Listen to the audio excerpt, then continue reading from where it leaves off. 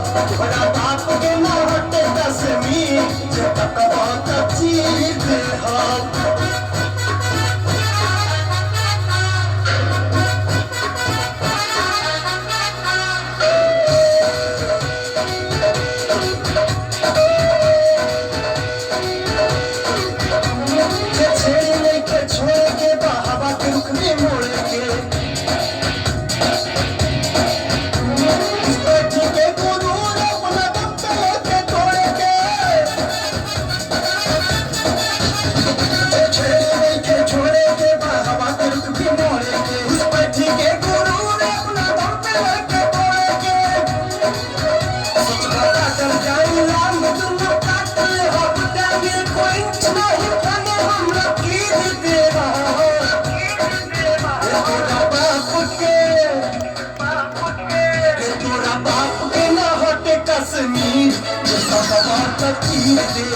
तोहरा बाप के ना होते कश्मीर जे तकवा त चीर दे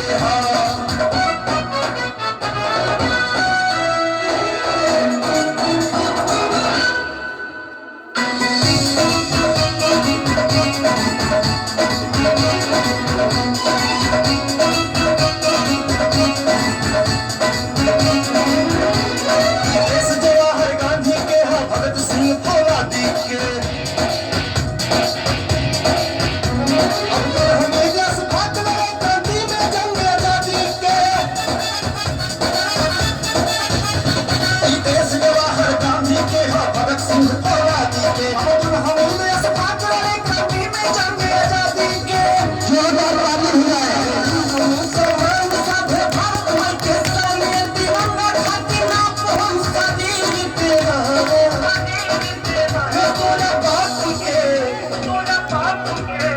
तोरा बाप के ना हटे कश्मीर जे तकवा त चीर दे